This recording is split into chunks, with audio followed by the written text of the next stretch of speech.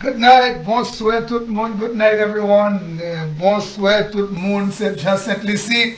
Nous tous qui là, qui écouté, we all who are listening from in the diaspora. And I just really want to say, moi, v'lais dire tout, this, ça c'est Palay Fwanchman. You know, Palay Fwanchman with Ras IPA on Caribbean Hits FM and we slash Facebook. And it's also streaming live on Facebook, Caribbean Hits FM, and also simulcast on 92.1 in the north and 91.1 in the south. Ça c'est Palay Fwanchman avec nous à 92.1 en nord du pays et 91.1 en sud du pays. Avec ça c'est un programme qui anglais avec un créole. It's English and in Creole as well. But these days we're focusing a lot on doing some of what we are doing in English. And if we have things to say, we have to discuss things in Creole. Nous kay expliquer bagay ba ou en Creole, si nous ni pour expliquer ba ou. Mais ça c'est moins Ras IPA et qu'on soit ça c'est Palay Fwanchman. Kouye Jean, kouye la femme, kouye tout le monde voisinage.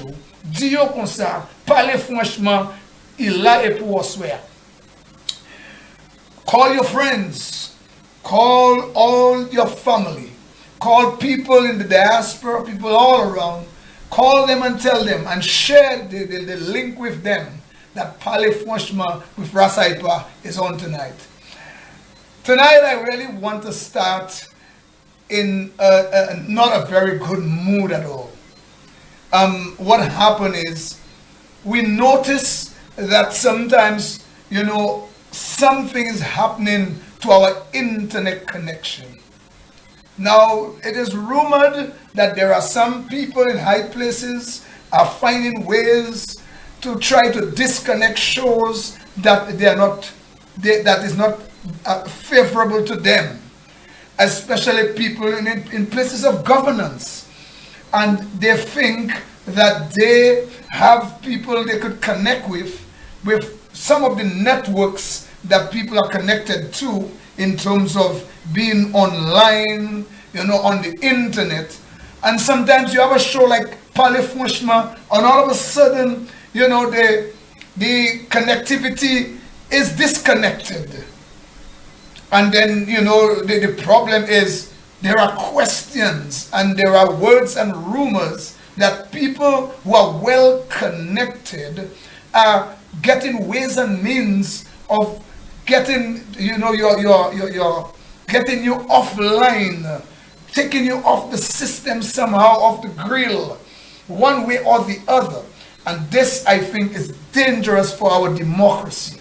This is a democracy where I think freedom of speech must be tolerated to a certain degree. And I'm saying that because I want to be sure that I'm not wrong. And if I'm wrong, it's all good for me if I'm wrong.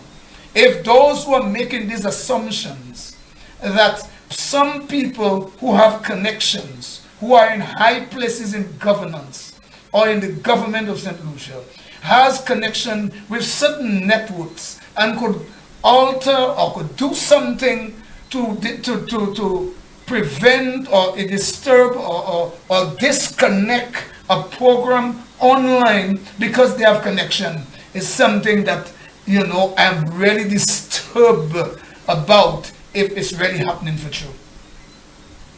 And I realized that last week we had a nice show we have with Miss Pearl McLaurin. And it was a very nice show with Miss Pearl McLaurin. And after we played the clip, after we did the show, the interview and, the little promotion thing with Miss McLaurin, Pearl McLaurin, we had two clips, and one of them was about the Prime Minister of SaintLucia talking about the HIA, and the other one was with Mr.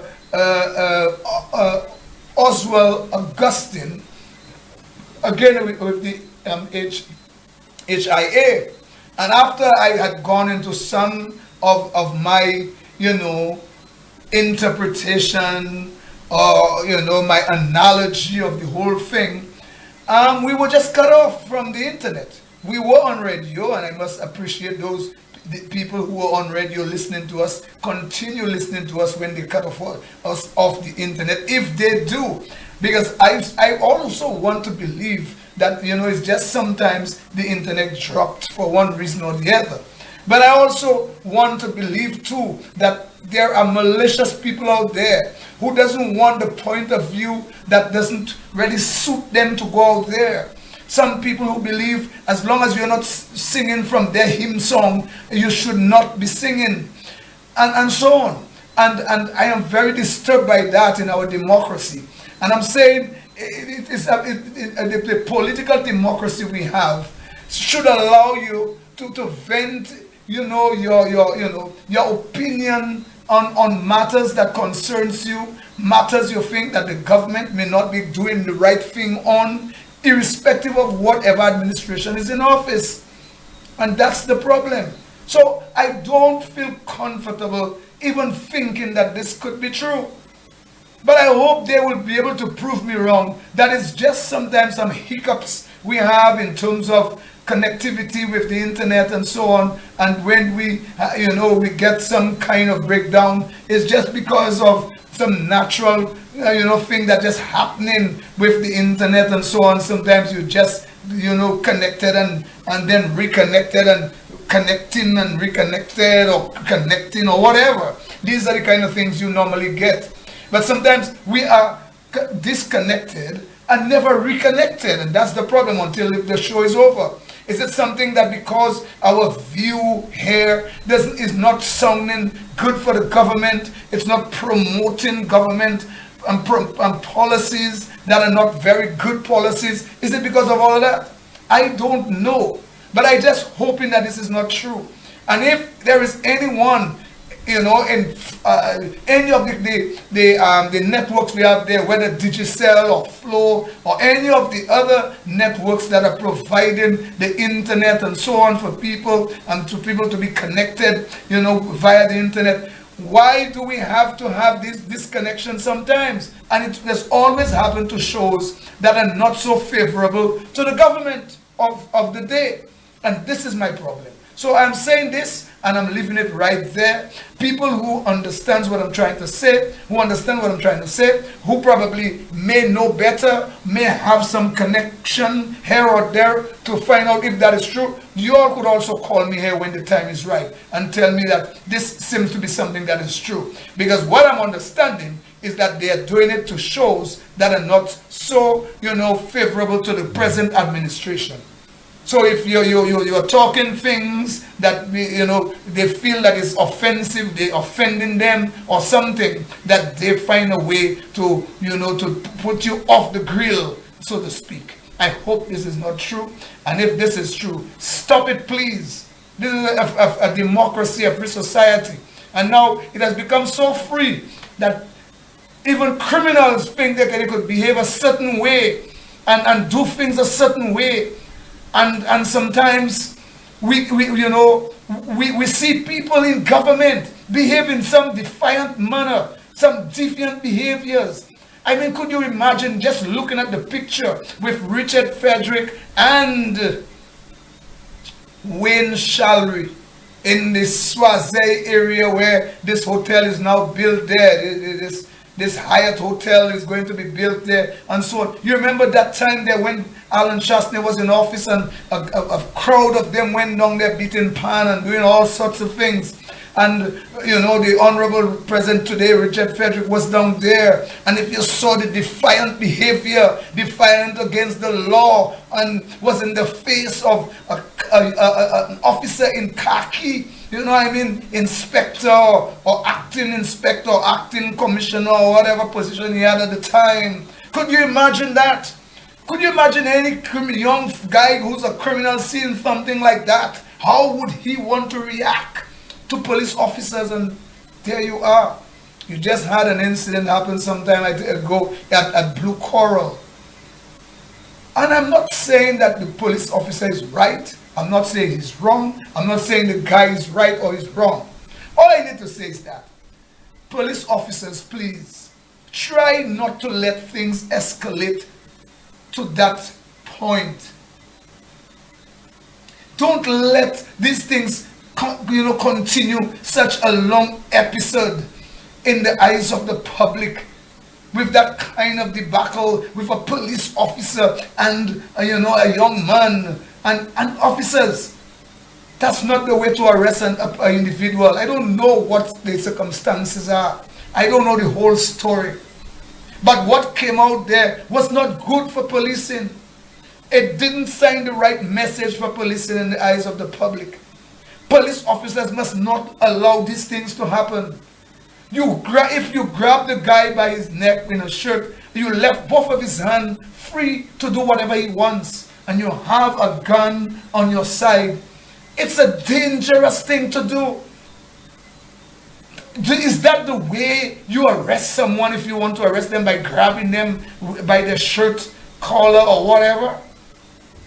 I don't think so.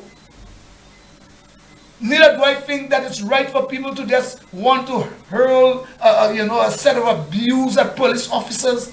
People just feel they could say anything to police officers. I don't support that. I don't ascribe to that. That the young guy is saying how people could curse police officers, people could call police officers dog and all these kind of things. I don't ascribe to that neither. We cannot afford to be a society pushing vigilante justice, pushing hate against the police of St. Lucia, or for young criminals or young people to think that they could take the law into their own hands. We cannot push a society in that direction. We are going to be all wrong doing that. We all are going to be wrong. We, the citizenry of St. Lucia, will be wrong. The young people who are involved in these kind of things will be wrong. The police who's not taking the right actions and doing the right things are going to be wrong as well. And if all of us are going to be wrong, what kind of society are we going to have? A society of despot, I don't know. I don't even know. Can I really say? It's wrong to have this kind of behavior shown out there for such a long distance. It's egregious. It's not right for this long distance until the police officer falls down and then the guy is all above him, as if the guy overpowered the police officer.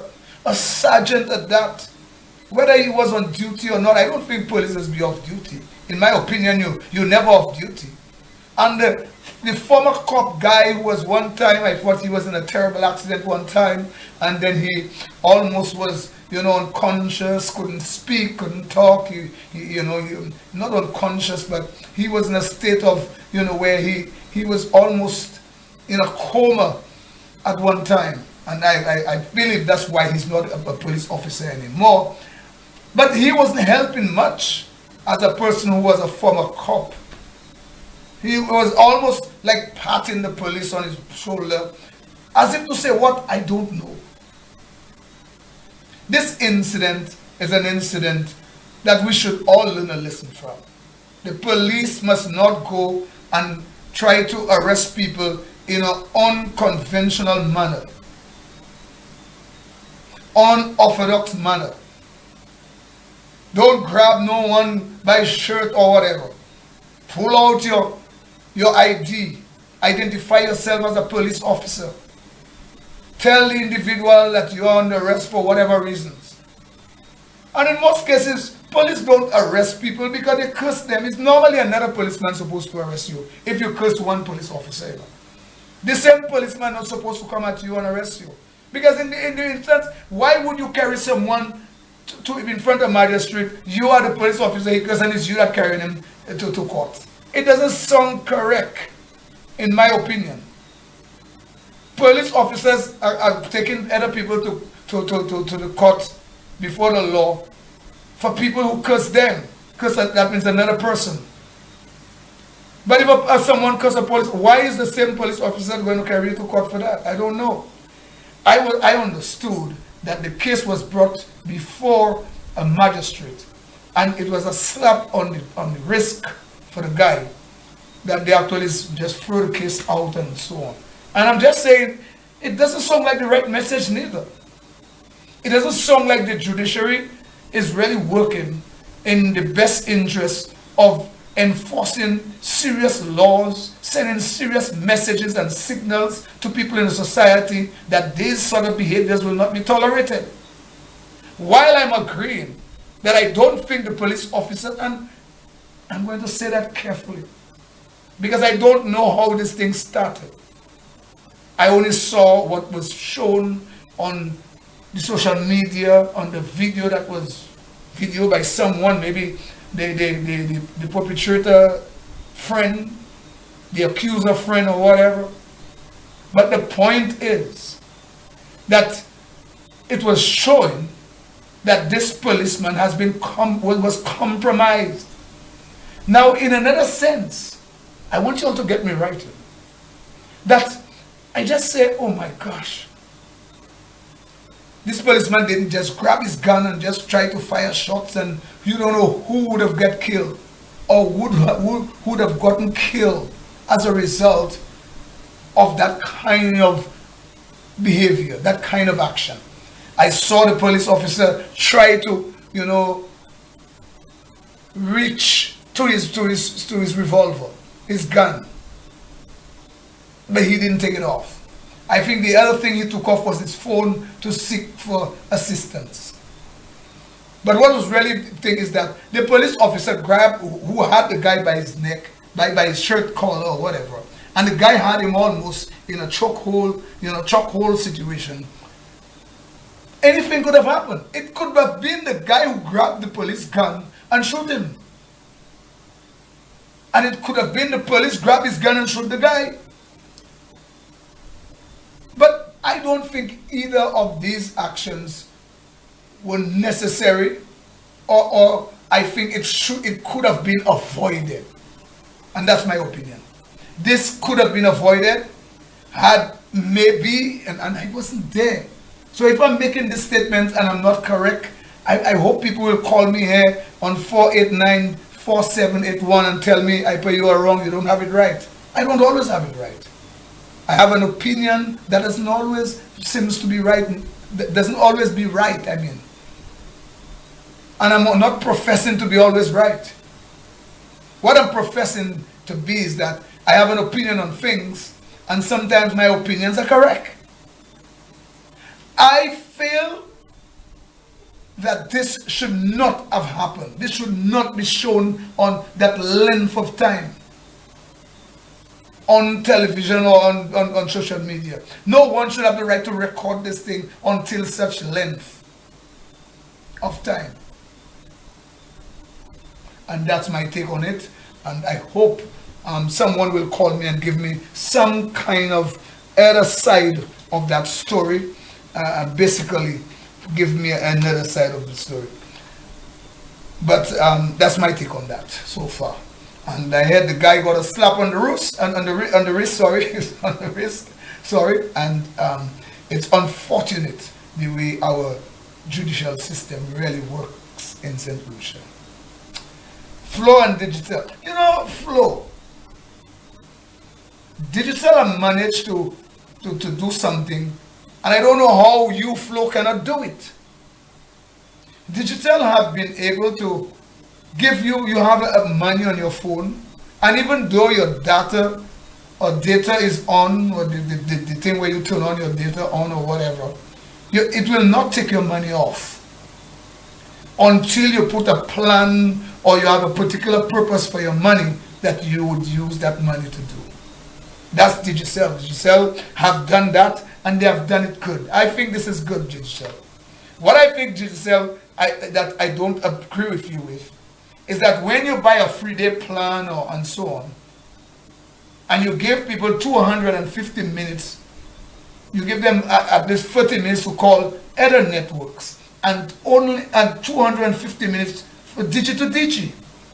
So you're telling me I buy a 3-day plan, and you're telling me I could only call digi to digi, I can't call other networks? To me, that's unfair, Digicel. What are you? You're taking us for a ride in this country. There is still a monopoly in this whole telecommunication thing. NTRC, what are you doing? This doesn't sound right. Why one network could do this that way and the other network could do that way? Because on that same page, Flow is giving you a 3-day plan with 200 minutes. And the 200 minutes they're giving you, you could call any network with it. Now, I mean, there is advantage and disadvantage. One of them giving you 250 minutes, but this 250 minutes is only to call digi to digi. So you're getting more minutes there in that situation. But the other one giving you 200 minutes to call anywhere. There is advantage and disadvantages in both of these instances and situations. But Flow, my serious qualms with you, my serious problem with you, my issue with you, Flow, is why wouldn't you, I mean, you, Flow the other day asked people to buy $15 top up. And when you buy this $15 top up, you'll be getting 7 days free, unlimited calls, free data, I think it's free gigs, they call it gigabytes, and so on. Okay, yeah, that's nice. You buy $15 and you get that free thing. So you have your $15 intact to do whatever you want with it. But you know, you're not checking on your thing all the time as to when all that 7 days over. And then when all your gigs and your everything is over for the 7 days, you wasn't checking on it. So you have your $15 there. So the 7-day thing is over. And they just suck in and suck out your $15 just like that. As if you're paying for the $15 for the 7-day gig you took for the $15. That's not fair. You know, that's what I would say. That's skimmish. That's skimming people.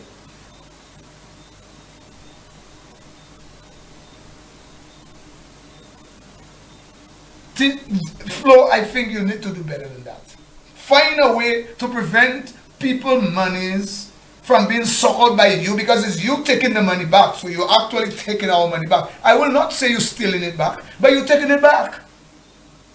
You're taking the $15 you ask us to spend to get a 7-day free, and then you're just taking that money back.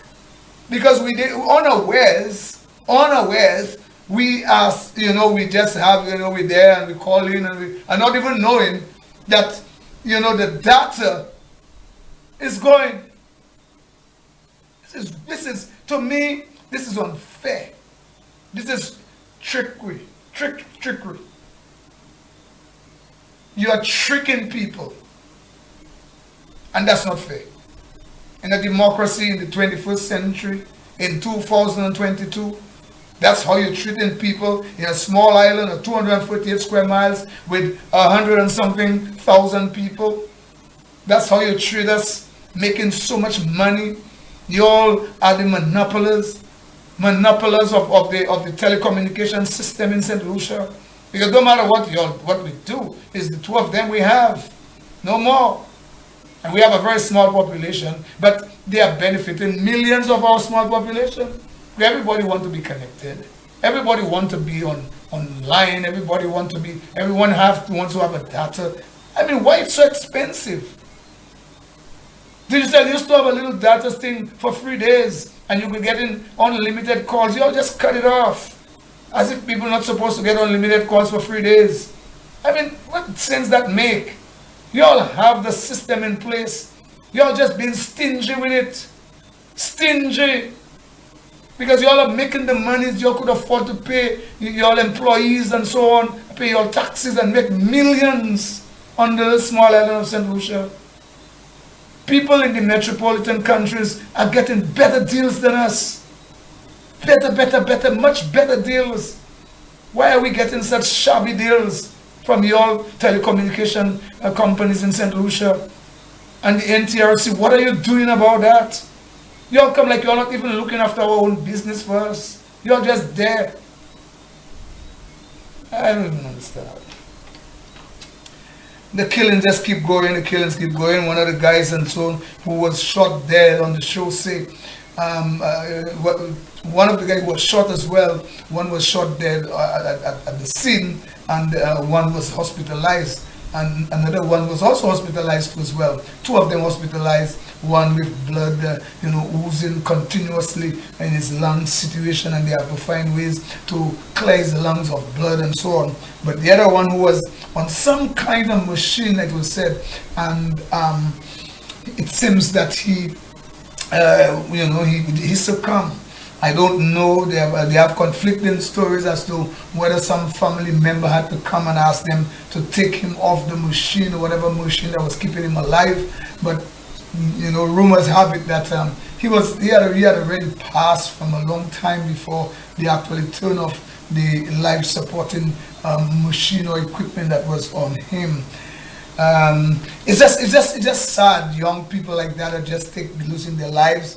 And it was said that they asked these young guys to please don't go to these to this funeral. I lost a family of mine at a funeral where they asked him not to go to, and he died on one of these tombs at the cemetery.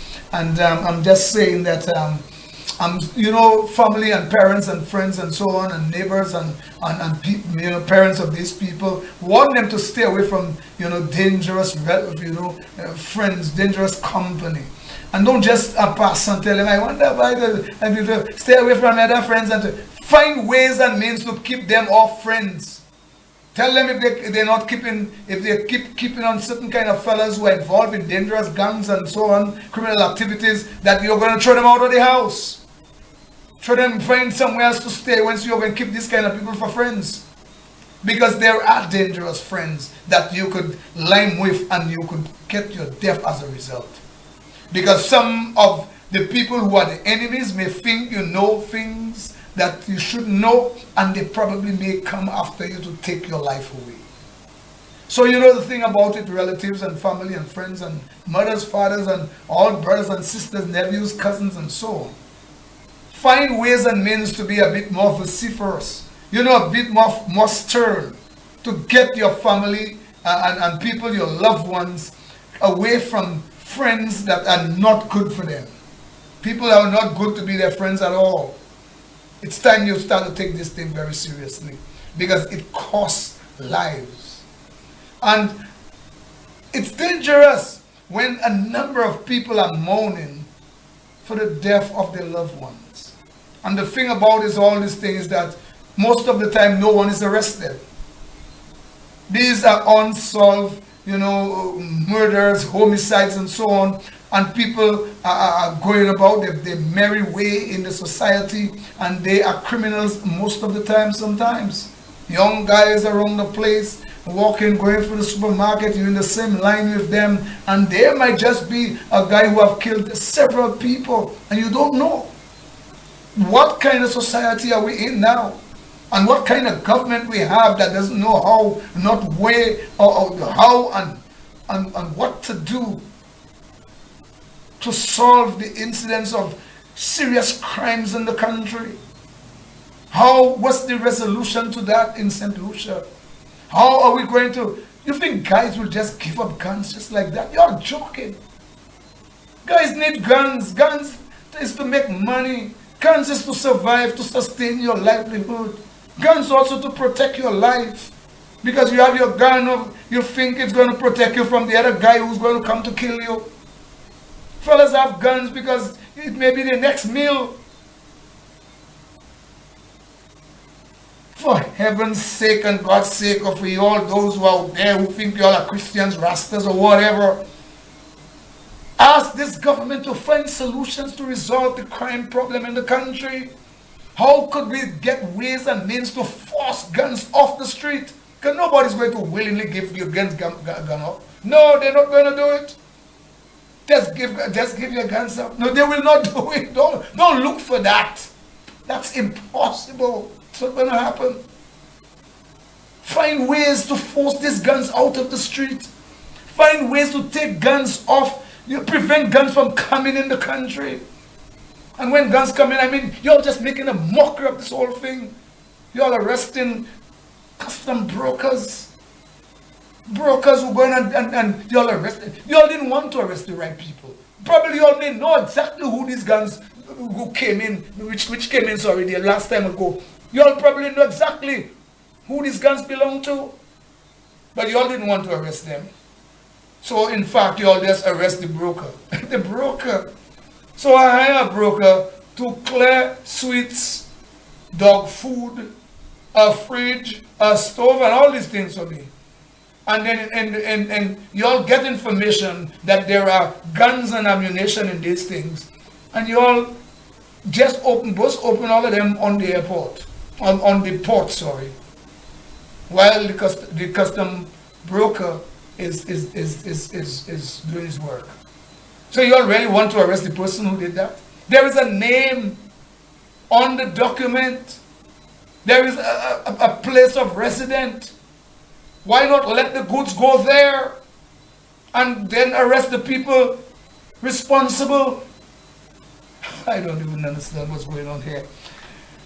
It's just you know, I don't know. It's a headache for me, a headache for all of us in St. Lucia, and I'm sure if it's not a headache for you, then I don't know how you're thinking. But the whole question of crime and guns and so on, the present administration just lack of any ideas, resolution situations to solve crime in the country. And as you have heard Philip JP said before, crime will happen everywhere, and as he said, happening in Jamaica and everywhere, and it will happen here. He said the last administration couldn't solve it. Don't expect him to solve it in a year. But yet still he was the best prepared prime minister, best prepared person to be prime minister. The prime minister in waiting. In waiting for what? You mean he's still there waiting to be prime minister? Apparently he's still not the prime minister of St. Lucia. That's the only thing I can say. I don't know. You know. The fuel pass-through mechanism is not going through. But fellas, people out there, tell me something. In the international market, fuel prices, the price of crude oil is going down. But here in St. Lucia, there is no pass-through mechanism. I just want to say, the fuel pass-through mechanism is not going through. There is some hole in the pipeline, not hole, it's blocked, the pipeline. The fuel mechanism pass through. It's not passing through the pipeline, it's blocked. The fuel pipeline isn't passing through at all.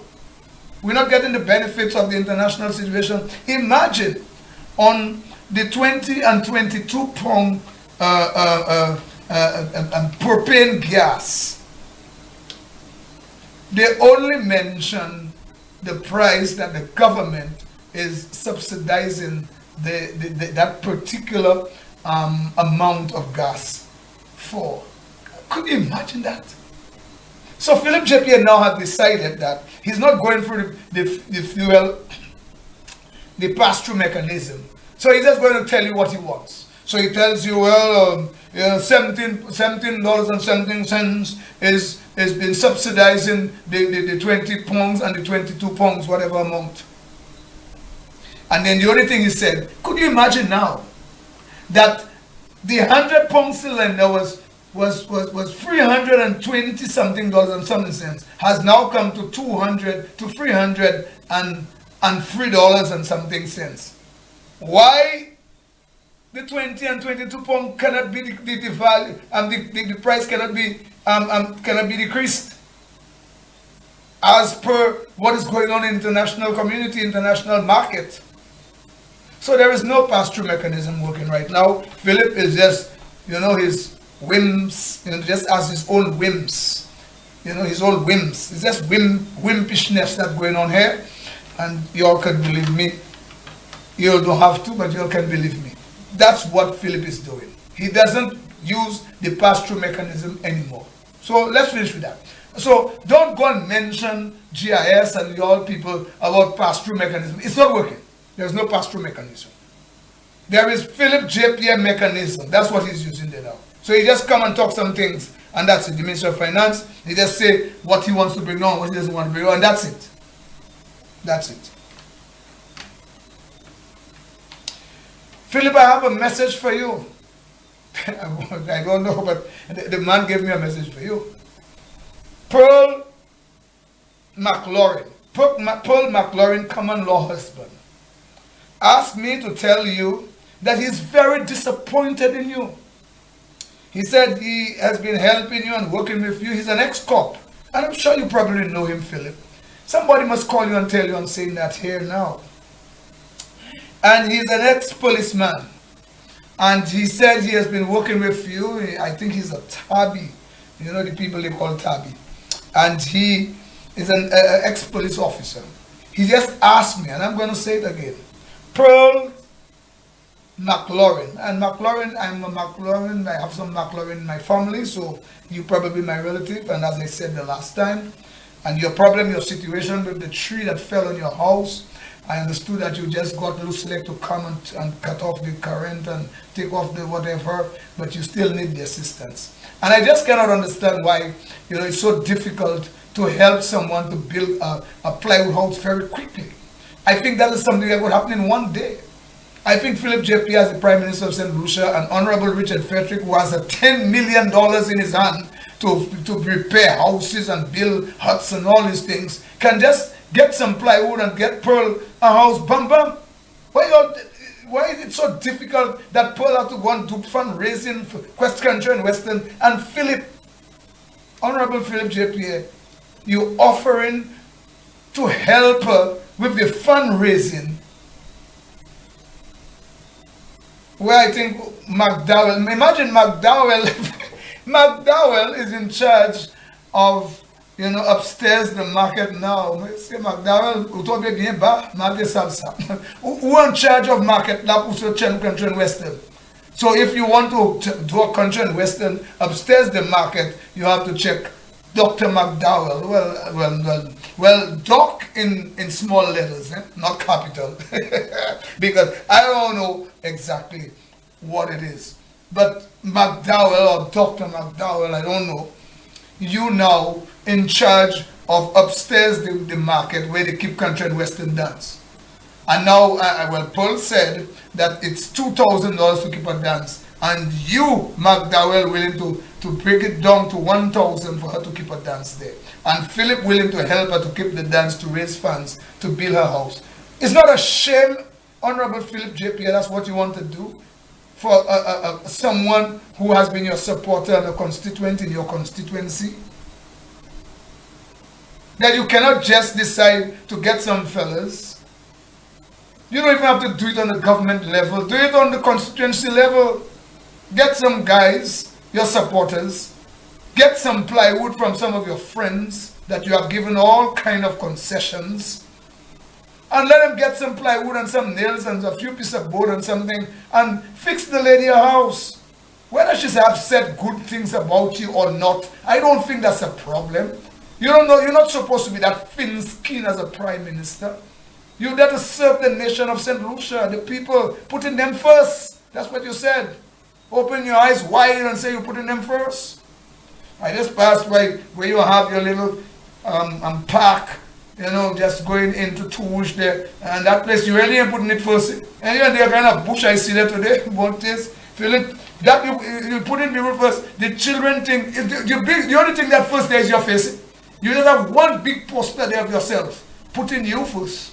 That was you doing. Putting you first. Not putting people first.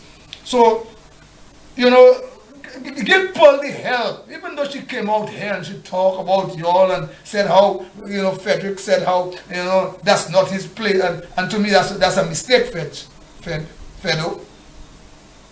You are the Minister of Housing. So anywhere people have housing problems, that's your purview. That's your place.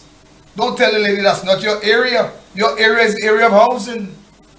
And Philip, don't tell the lady you want to help her with the dance, but you don't want to help her in getting some plywood and fix up a place for her and let her be in the house tomorrow or day after. Well, that ain't make no sense. I don't know. I'm probably stupid. I don't know. I'm not sure.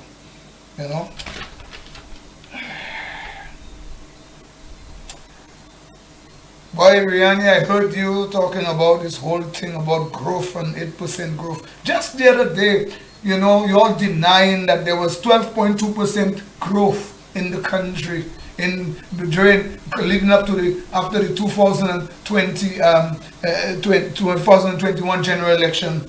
Obviously, if there was 12.2% growth, you all would think that it was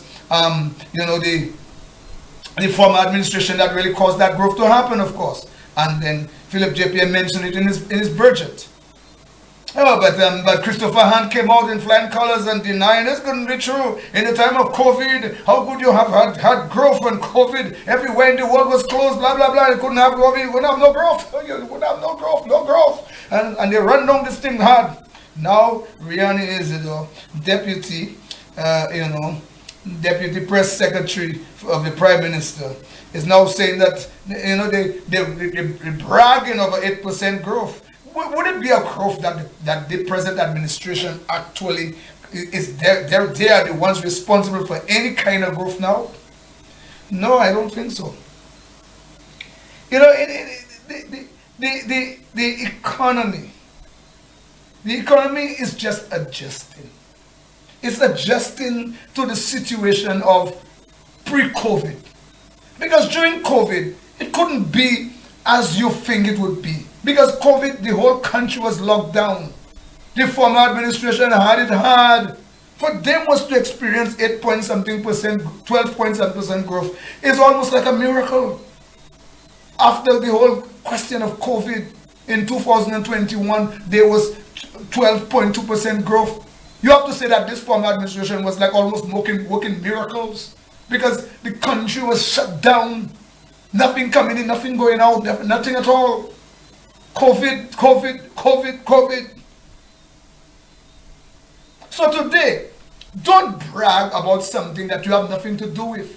Whatever growth you're getting now, if there was a time when nothing was happening, and now things are happening and growth is happening, that means you're just piggybacking on some of the growth that you lost because of COVID and everything else. So now, when you have this 8% growth coming up, it means, you know what it means? It means that you are just beginning to pick up from where you left off pre-COVID. You all understand that? Don't boast and don't celebrate because it's not your celebration. For a matter of fact, it's the celebration of the former administration. I hope you all understand that. There is nothing to do, it has nothing to do with this present administration. Nothing to do with you at all, Philip. You and Hilaire and the whole gang of your guys. It have nothing to do with your guys. It have nothing for you all to celebrate about. Nothing whatsoever. And stop comparing the COVID time with a non-COVID time. You're making big mistakes. During COVID time, nothing was going on. So don't compare COVID time when the former administrations were running the country and things were kind of terrible. And now there is no COVID. You compare that time with that time? My goodness, why really compare chalk and cheese? I mean, you guys are really crazy comparing chalk and cheese. Don't compare the numbers with one time when there was a serious situation in the country with a pandemic to this present time. The country is now adjusting. They're just adjusting from the kind of inflation that they came out from. And we are adjusting from that inflation of COVID and the COVID situation and all these questions that the former administration was experiencing. So now, coming out of that kind of inflationary situation and this kind of readjusting, and someone was just telling me a while ago, that you were at 200 pounds, and then you fell ill. You went down to 90 pounds. So after you went to the doctor and they diagnosed you and so on, and then they give you medicine and your prognosis start to work very nicely for you. So you start put up weight. Imagine you're 90 pounds, from 200 you're 90. So you could imagine that you have lost 110 pounds. So you just gained 50 pounds. You boasting about it when you was 200 pounds. So when you gain 50 pounds, 90 and 50, you know how many pounds you have just regained 50 pounds. But you don't know, you're nowhere near your 200 pounds. You're now 140 pounds when you used to be 200 pounds. So when things are getting better, things are picking up, it's nothing to gloat about, nothing to celebrate as if it's you causing it. Because where we were and where we are now, you have to look at that. Where we were pre-COVID, that's where you need to compare things with. Not during COVID, when it was a struggle and it was terrible and dreadful. And even at the end of the COVID thing, when the former administration was trying to put, piece things together, put things together, open the country, open the economy, open the tourism industry, you always there crying foul. You always there saying how your lives matter, you're this and that, and you have to go and check your granny and you can't go, and so on and so forth. And you thought everything the former administration was doing was discrimination, was this and that, the SOE, and so on. You all flaunted up, was encouraging people to flaunt the laws, to be defiant of the laws of the country. As soon as you all came into office, you all start to expunge and so on. No wonder young people and everybody think that, they can do what they want here. Free up the marijuana, free up the herbs, and everybody smoking marijuana everywhere. You're smelling it everywhere you turn, marijuana smoking. And not that I'm against marijuana, I'm just saying that when you do things that kind of way, where you do it without taking care, being careful how you do things, these are the kind of results you get. The results of violent crime in the country that is unabated. You understand what I'm saying? So, don't come and try to celebrate. Riani, you get a little job, and I agree with you. You're happy you get your job. You have been through so much, poor job. You have been through so much in other areas and so on. You get your little job, and you're trying to flaunt your little voice and talk some things. But I'm telling you the truth, what you're saying there doesn't impress me. It doesn't. It doesn't impress me. Because it's not anything that this present administration have done in any way to make things good. Because for a matter of fact, they have stopped projects. They have stopped road projects. They have stopped housing projects. And they have not been able to start none. They stopped the airport project. An airport project that had 5-year moratorium on payment and 15 years to pay the rest on $45 on head tax, or if you say throughput tax, airport tax, or anything you want to call it. And it would be ours. A national asset. You are giving it to some company, you all call whatever, PPP, public-private partnership or something like that. And you all think you're fooling people, putting wool over people's eyes, as if this is a good deal. This is a bad deal. You all stop the project. You are the ones who put the thing zero on. When there was a thing with King, I don't know what he's doing now. When there was an airport tax, $40 million was collected. By now, you would have, if that had continued and Kenny and Tony didn't start in 2011, you know what we would have now? Probably would have half or more than half the money for the project. But now you are proposing something for $60 head tax, US dollars head tax, and 30 years to give someone our national asset.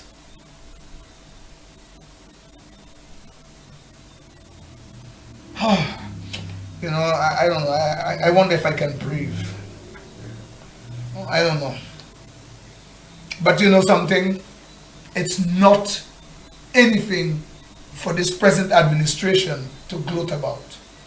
It's not anything that they have done in this country to show that they could boast about any growth. And whatever odd agency you're quoting, that's not what they say. So you all are wrong 100%. It has nothing to do with this present administration. Apparently it has more to do with the former administration based on everything that they put in place for economic growth in the country. The other thing is, I want to tell you now that we have the numbers here, 4894781, and we're asking you to give us a shout, call us, tell us what we have said here tonight. How are you thinking about it? What has you understood from what we have said to you in this present situation, based on everything that we have been discussing? You know, and we must be we must question, you know, the extent, you know, and they too quick to heap up praise, you know, heap up praise on Philip as he's doing a good job. What job is he doing? You know, and his government, you know, projecting growth that from 2022 and all this. What growth? What have you done, Philip? For a matter of fact, you have done nothing to really cushion the effects of any kind of inflation on people, whether on price, the gas prices, or whether on, you know, supermarket prices or anything. You know, coupled with that, people are complaining, you know, that the wages have just remained one way. And while the prices around them are climbing and the wages have remained the same, a lot of people have been meeting me and telling me, I have serious problems with managing because, you know, some companies, some agencies, you know, some businesses and so on are paying adult people less than $800 a month. How would they get by? How would these people ever have a home? How would they ever have a piece of land in the land called SaintLucia? You're gloating over something that you didn't do anything about. Tell me what measures, what fiscal measures that you have taken that would cause us to say that you have a right to gloat and boast that any kind of growth in the country. If you had growth of 12.2% in 2021 that you mentioned about in your budget, what 8% growth is doing? It's not merely, you know, answering the question. I'm not no economist, but I could well understand that if you lost 220, if you was weighing 220 pounds and you lost 110 pounds and you gain 50 pounds, you still have not reached 200 pounds. So if our economy was doing 12.2%, and for this fiscal year, this year where we measuring inflation and we're measuring the gross domestic product and all them things there, and we're only talking about 8%. We're not near 12% yet. 8% is about 4 or something percent below 12.2%. So, you know, spare me these details, please. Spare me, please. I would appreciate if you all would do.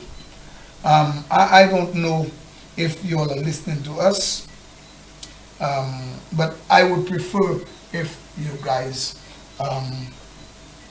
deal with these things on the merit, on reality, not based on emotions. You know, don't emotions or partisanship. Or hackish behavior, because you are a hack of a party and everything you want to just shower blessings on them for no good reason. I don't know what to say now, but this is the reality about the situation. So right now I'm going to ask you guys to give us a shout here, call us, tell us something about what you think about the program so far. And we probably would be able to respond to you in like manner. Let me see if there is anything that we can look at this moment.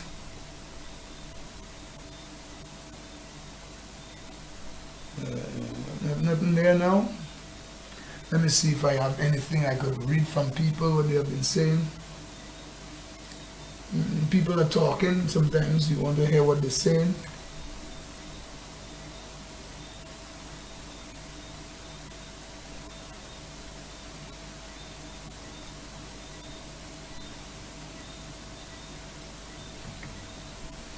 Okay, Papa was trying to get someone number. It's okay.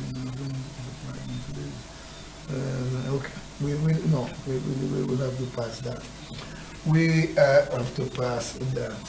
Let us see if we can get some comments from some people who have been maybe following the show.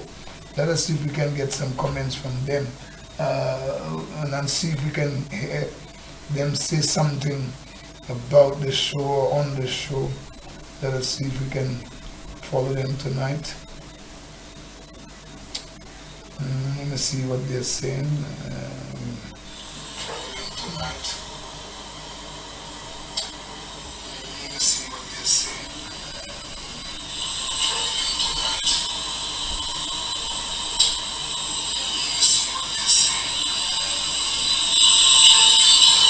Okay, some people just watching, some people just watching the show, some people just talking some things out there. Let me make some people understand something clearly. I'm not about where I stand or where I don't stand or whatever.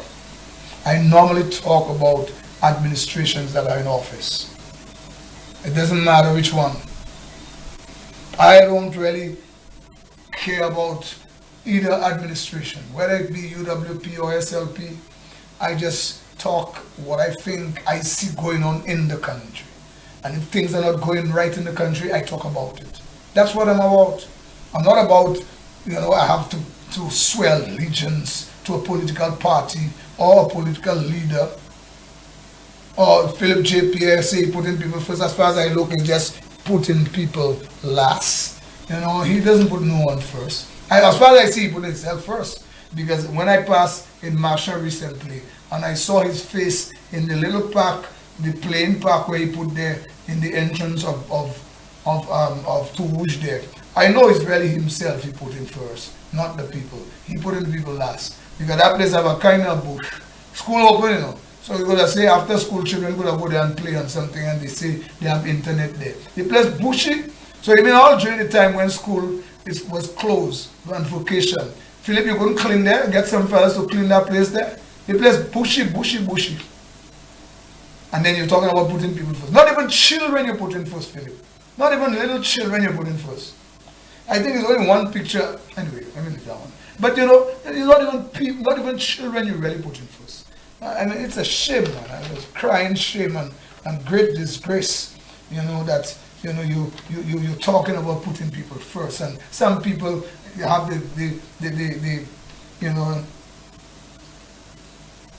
they have the audacity to refer to me as, you don't know what side you're on. I have to be on a side. Hold your side. No wonder so many of you all are silenced these days. Because no one wants to talk, no one wants to speak the truth, no one wants to, do and say what is necessary, what's the right thing. No one wants to talk about what's going on here. Everybody wants to be silenced, and everybody wants to stay in a little corner and play they're afraid, while the young people are getting killed. The young fellas and them who got killed from Babu, no, wherever there. Could you imagine? Young little guys. I think they're working for some kind of guy who they say is a European guy or Caucasian guy. The guys have almost nothing. The cars or the vehicles they're driving belongs to the Caucasian person that they're working for. And their families and cousins and all these people who are connected. Look at how many people you all hurting. And Philip, they just don't have answers, don't have a plan. And you're telling me that if I say that, it's because I don't know who I am? That's what you're talking about? You must be a joker. I must say a serious joker. Because you definitely don't know what you're talking about. And obviously, it's just not right. It's just not right. And I personally cannot understand that one at all. At all. We taking a break or not? You taking a break? I don't know. I don't think so. It doesn't look like we might take a break, so I think we may just have to continue with our show. Anyone on the line? Anyone saying anything? Anyone calling or sending any messages so far?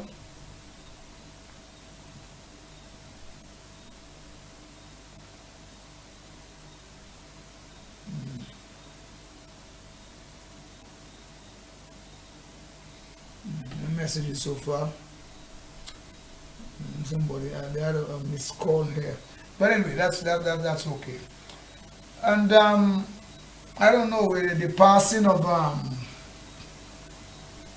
Cuthbert Philip was something that I'm sure the nation heard about, and Cuthbert was making the point of how the private sector is employing police officers and depriving the force of its services and service officers and so on.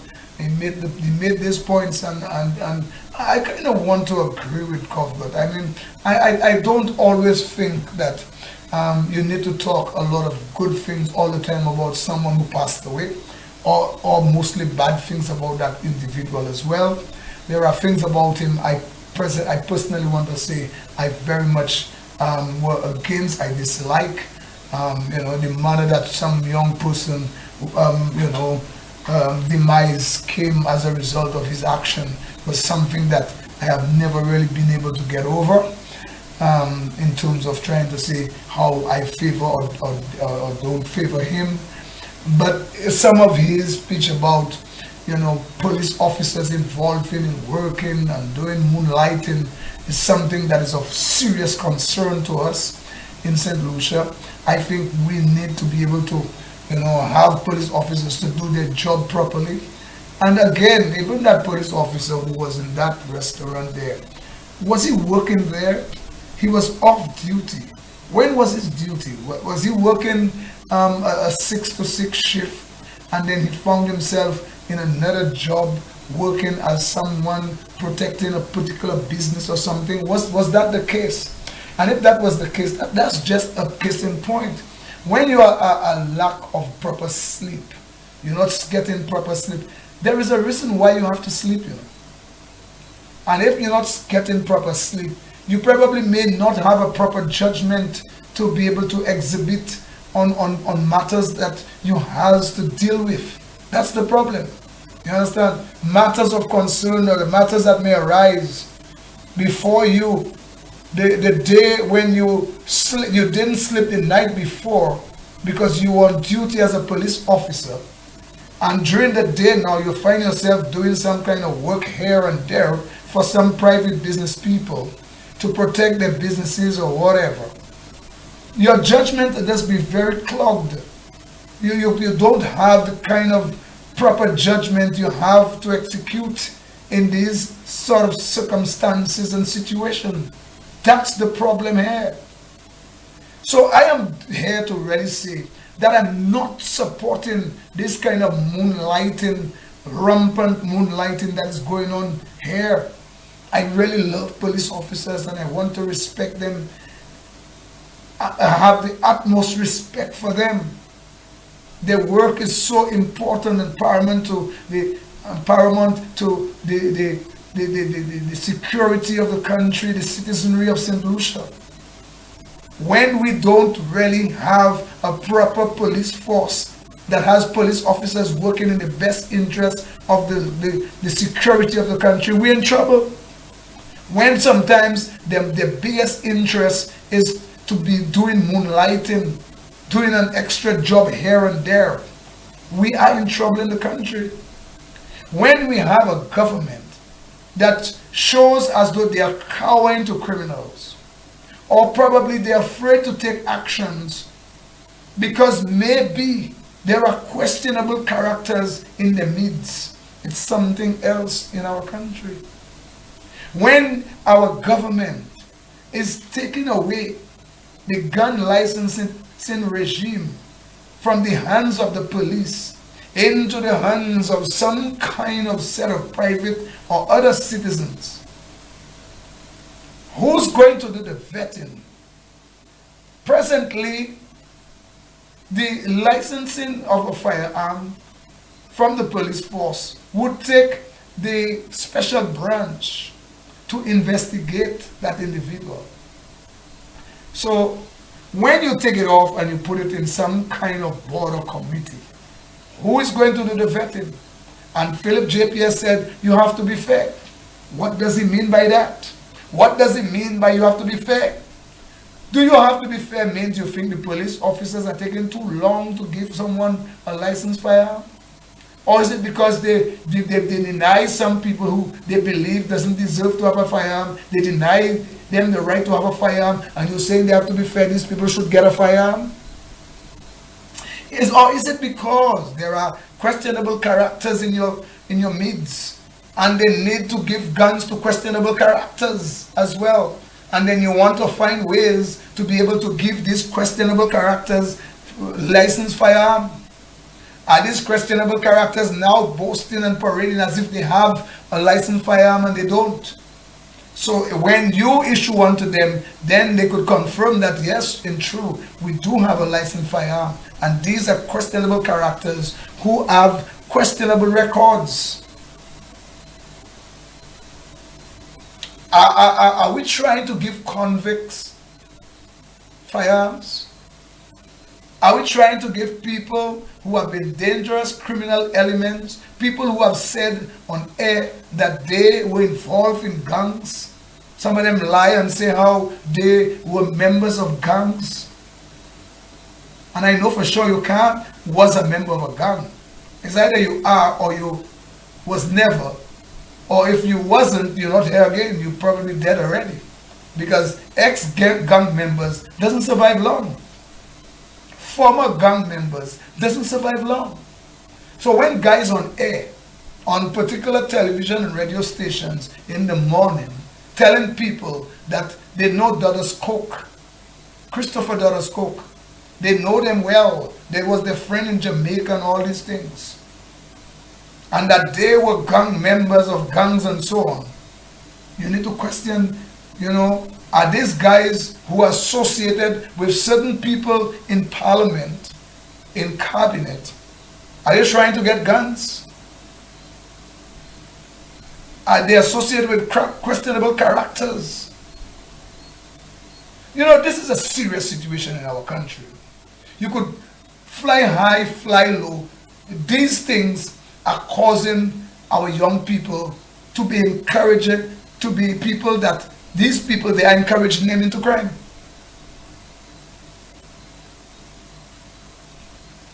And those of you who are talking out there as if bring the guns in and bring, young people is not going to bring guns in, as I've said before. A gun is the next meal. A gun is to protect your life. A gun is to go and do things to get things. Protect your friends. Protect probably your livelihood and your life as well. So which criminal guy who has a gun, young guy who has a gun, who's going to give it up? Just like that. Who's going to give people information about guns just like that, knowing that their name may reach the same persons who have the gun? How are we going to do in terms of protecting witnesses? How are we going to protect witnesses? We need to protect witnesses. How would people have confidence to come and give police information? We need to find a way, a device to assist people by making them get benefits by giving information. I agree with that. But after they give the information, how secure is this information? How secure are these people's life in the future? Are their lives will be protected from the people that could harm them if they know that they gave information to the police? Who is going to be that bold and confident enough to give police information? Look at the judiciary, look at how it works. The same guy who was in a scuffle with a police officer was given a slap on the wrist by a magistrate. The judiciary is not working. Guys are in prison, on remand for years upon years upon years. Cases are running with adjournments and adjournments and adjournments all the time. Is that a country? We are quickly becoming some kind of either rogue country or or a failed state. And in my opinion, is that what you want? I want to ask. We need to be able to deal with this criminal element in our society. We need to take guns off the street. We need to prevent guns from coming in the country. We don't need to talk as if the last administration was doing everything because they were discriminating and that you have to show as if people have to be defiant of the law. You expunging just because of maybe just, let's say, Christopher Hunt. That's not correct. You have an airport problem and then now, you're trying to give some private guy, some private people to run our airport, our national asset. To put it in the hands of some strange people, foreigners, or people we don't know about. You were talking about FFF, but how's it going now?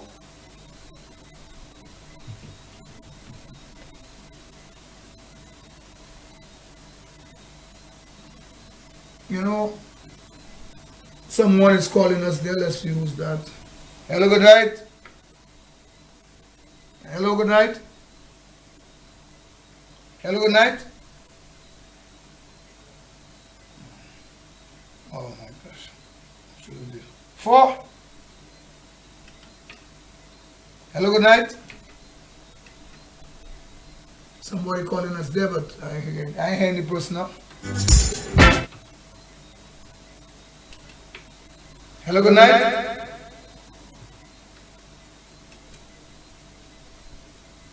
Hello, good night.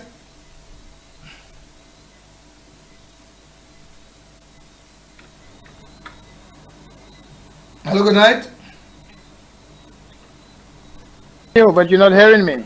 I hear you now. Go ahead. I'm hearing you, but you're not hearing me. Go ahead, I hear you now. Okay, I was saying, okay, you must give your number a little more often. Some people may not be getting it. I think you only give the number once. Yeah, your program is very informative, very interesting. And then maybe some people maybe don't even know that you're on. I almost forgot you tonight. And it's very, very informative, very interesting. And I find you have a lot of guts, So I just called to encourage you and to let you know that what you're doing is good, even if you're not getting calls. I don't think it's the people not listening. Maybe it's so interesting they don't want to cut you off while you're speaking, Yeah. So I think it was very, very interesting tonight. I like the whole thing about being very interesting. What else do you really want to say about the issues that we really mention on the show? Because sometimes I like the idea you're giving me accolades, and I appreciate that very much. And I recognize the voice. But I mean some of the issues. Yeah, I passed by the arcade some time ago to let you recognize you realize we have spoken before. Years ago we have spoken, and I didn't meet you. I think I passed there once or twice, but I don't meet you.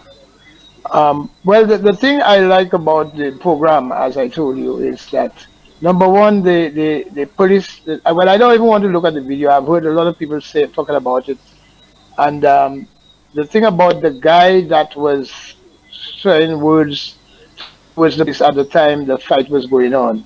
This guy, they forgave him and tell him go and sin no more, as far as I'm concerned. That's what I heard. I heard they spoke to him and allow him to leave. Now that is not setting an example for others that believe in doing that.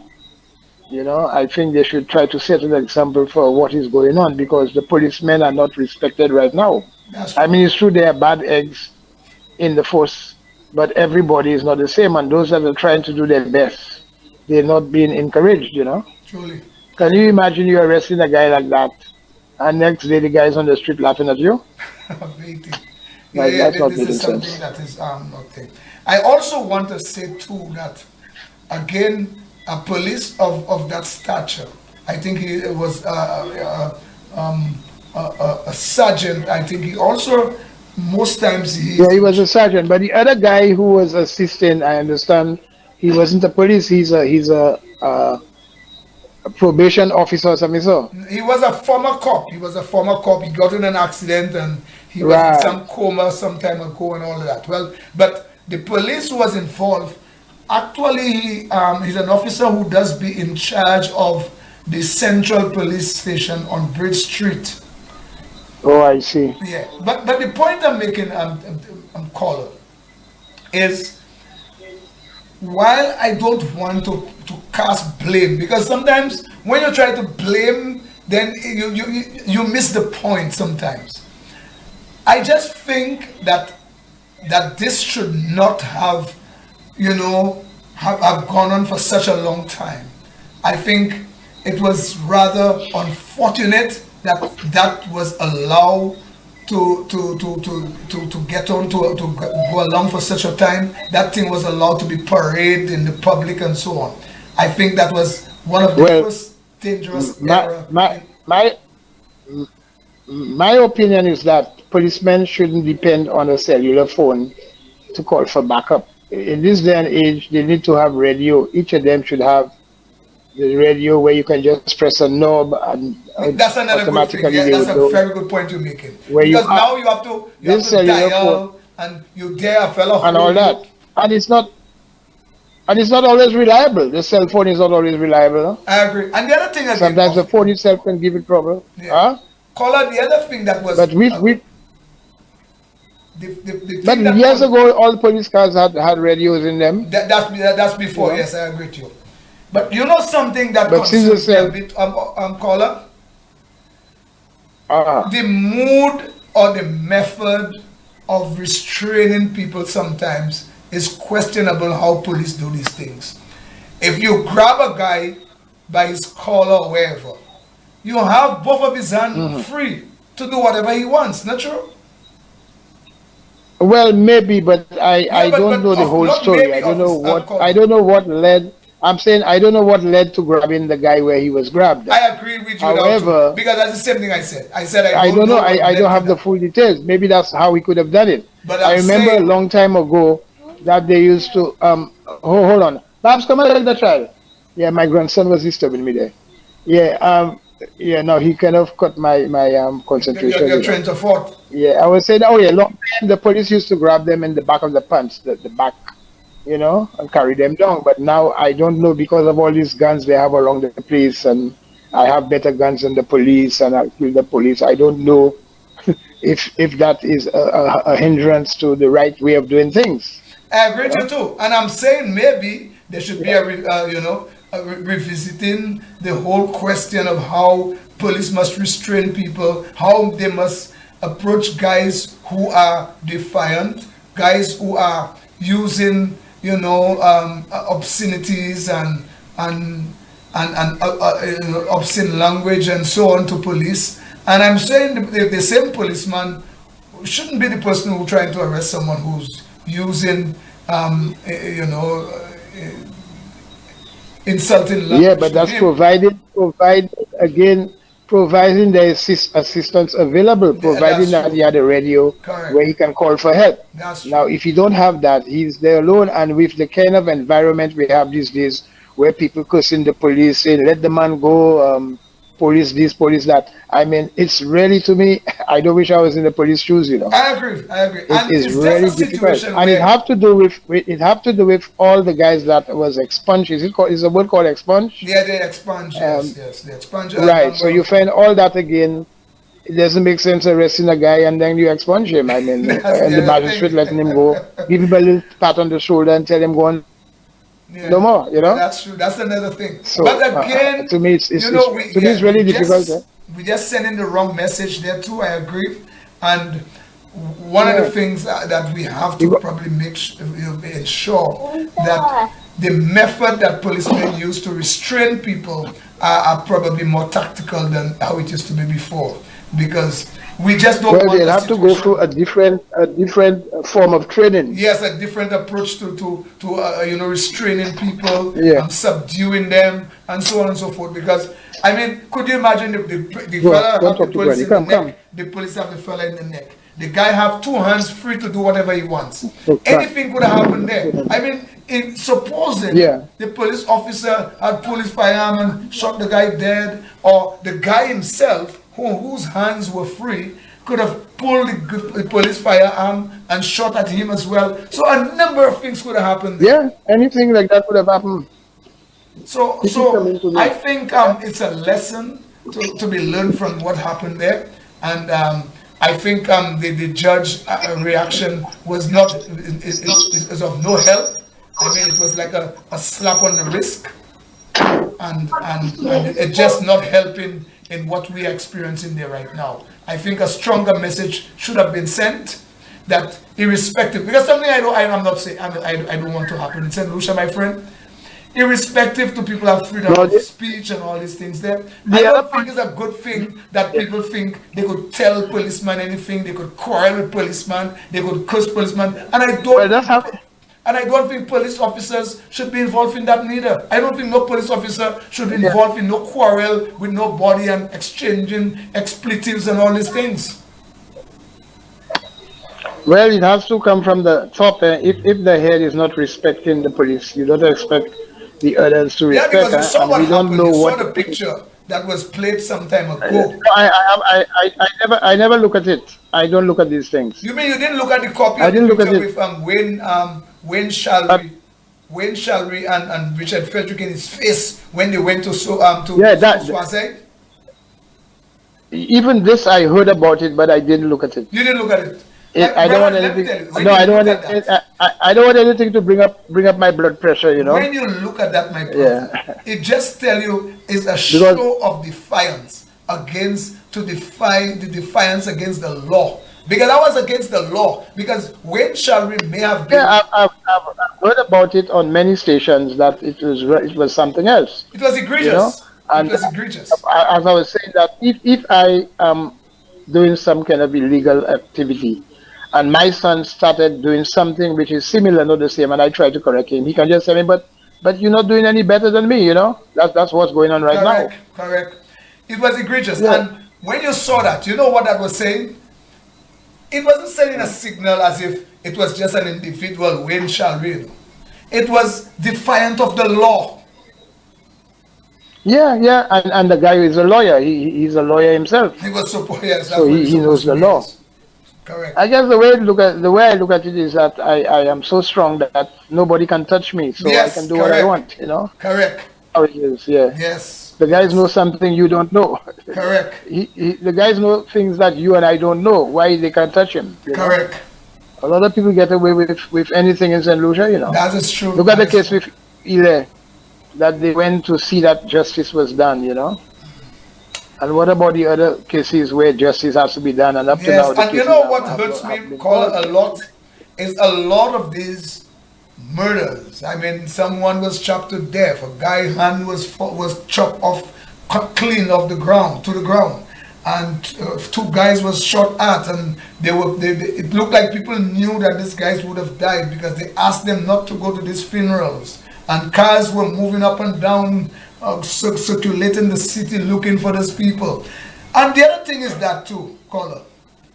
Why, this thing about shifting police officers from Dennery to Castries, I don't think it's right.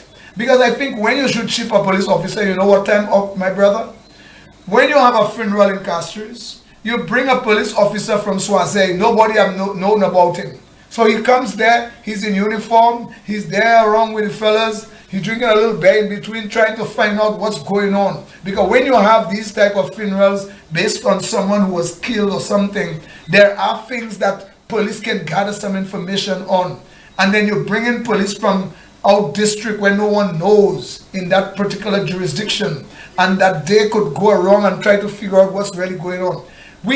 Why should these things happen, and we don't have enough policing in these areas of these type of funerals? Because you expect sometimes reprisals. Well, I don't know. It will take some time to get a solution to this situation. As a matter of fact, I heard on another radio station that we'll soon be having a Trinidadian commissioner. Now, if that is true, Trinidad have more problems than St. Lucia. They have a lot of corrupt police in Trinidad. I hope, if that is true, that the one they bring in is not corrupt. Well, the one they bring, the one I'm hearing about, he seems to be a guy who was talking a lot about anti-corruption in Trinidad, and maybe they say that the present government and prime minister was of, but will he get the cooperation from the other guys? Well, that's a serious that's a serious question. You are asking remember when we had a very serious question. That's why I'm saying. Remember when we had the guys from England, Hemingway and yes, and then he had a problem with one of the top who were having problems. Broughton. It's not easy.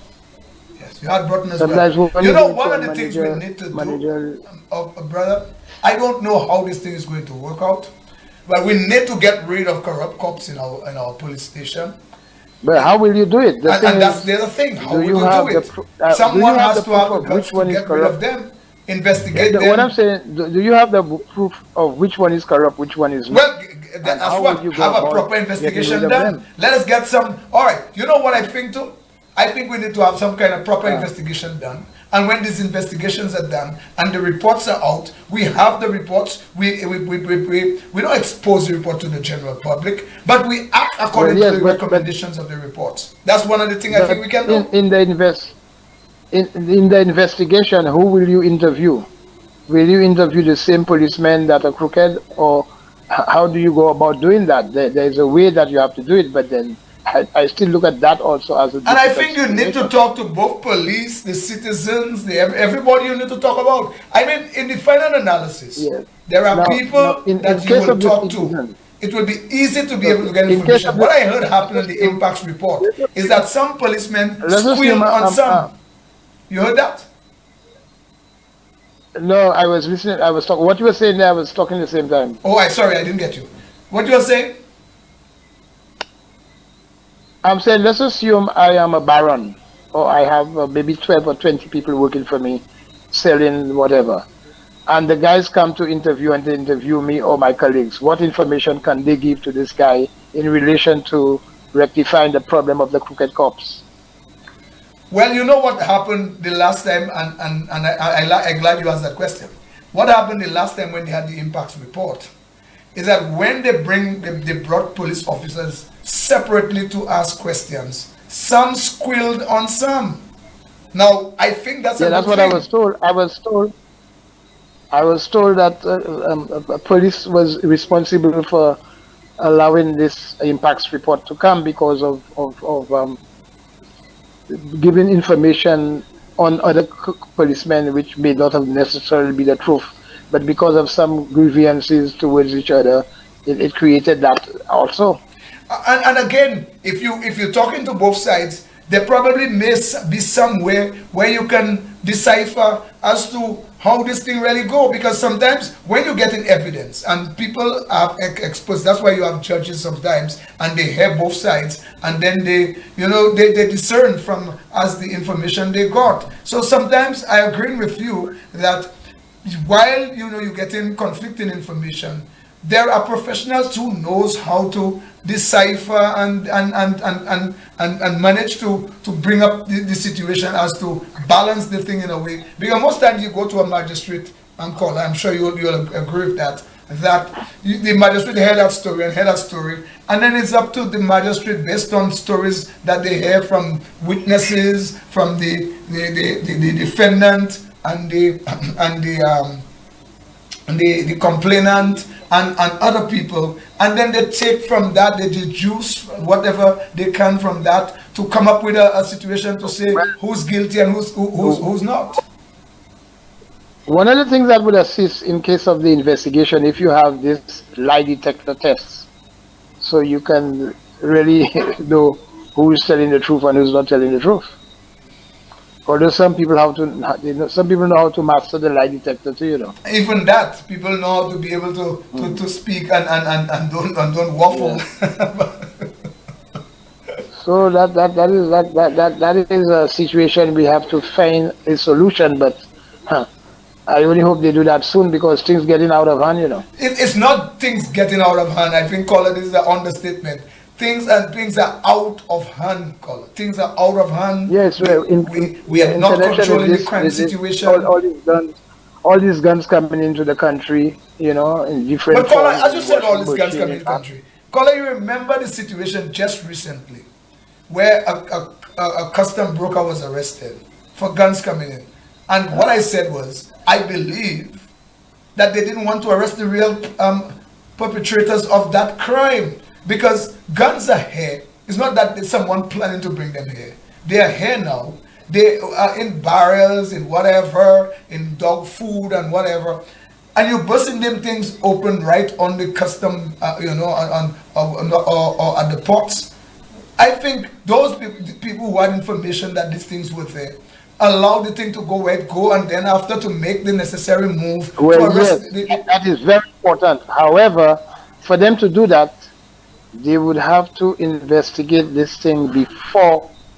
If they have some information that there's something in that particular thing, open it without the person that it is addressed to, and when they come to clear it, set policemen to follow them, whatever, in plain clothes, in vehicles with no siren, vehicles that don't belong to the police. That's the only way they'll solve that problem, you know. No, but caller, you cannot do that with the broker, because if I hire my broker to clear my goods for me, and also to deal, most time brokers are paid to to work the entry, put in the entries and so on. And then to clear the goods and to pay the goods and everything. So the broker is not responsible. So you have to follow the broker when the broker drop in these goods. That particular broker knew what was in the barrel in the washing machine, or no? Brokers might know based on the item that was identified as the items in the thing. So they could say there is rice and say there is dog food and so on. If I'm expecting guns, they wouldn't identify guns. No. It would have a different name, you know. Of course. No, the guns would be placed in other things. You're talking about the invoice with that. Yeah, the invoice will not have guns on it. The invoice would have rice, dog food. That's the classification. When you classify the goods you have based on gun, and it might say food, rice, dog food, and so on, and other things. But sometimes guns or parts of guns, could be hidden in these things. For instance, you remember the 6 guys that they held with a high-powered rifle with magazine that had how many bullets? They charged, I think, how much you charged them? $10,000, I think, something like that. And $6,000 for the bullet. But again, the other thing I say, caller, it doesn't matter how many thousands you put on. How it ended up being $10,000. Yeah, but the other thing I want to say, caller, it doesn't matter how many thousands you put on possession, or you are arresting people, or to be fined or confined. It doesn't matter. The reality is to find guns and to bring in the guns and take the guns off the street. I would prefer. That's true. I have said that before. I would prefer to know that police had a raid and they get 500 guns and maybe they didn't arrest nobody. I'm not saying people, because you can't fool the prisons with people just like that. But the point about taking guns off the street is important. Yeah, but it's good to have an arrest too, eh? I agree with you. I'm not putting away the arrest. I'm just saying, if it happened and I didn't hear to arrest anybody, but these guns are off the street, and then there is ways that they're preventing guns from coming in the country, that alone would give me some kind of solace. Yeah, well, they have to try to find a way to solve this problem, because without that, things getting out of hand. It's as if they're going to have a war in St. Lucia. Yeah, I agree. The amount of weapons coming in, I don't know what's going on. I agree with you. Okay, then. Anyway, Okay, anyway, caller, take care. thank you very much. And someone like All you, right. what I think you should do, you should continue, telling your friends about the show. If you have them on Facebook, call them, tell them, the show is on, and so on. We think the show has been on long enough for people to know that the show is there. I have been calling the numbers up several times during the course of the show, even in the beginning. And so I know people are listening, people are sharing the show and so on and so forth, and that's very good. People are not calling as much, but I still appreciate those who are listening. I saw last week, although they tried to cut off part of our show on online, and yet still we had, I saw we come up in the first instance to about 500 viewers, and then now it's up over 1K plus for last week's show. Thank you very much for listening to us tonight. This was Palay Fwanchman with Ras IPA. We were streaming live on Caribbean Hits FM. Also, it's a simulcast. We're on radio on 92.1 in the north and 91.1 in the south. I'm looking forward to hearing from you and probably you viewing us again as usual. One of your favorite shows on air, Palay Fwanchman, with your host Ras IPA on Caribbean Hits FM, and especially streaming live on Facebook, Caribbean Hits FM /Facebook, 92.1 in the north and 91.1 in the south. So I said Palay Fwanchman with me, Ras IPA.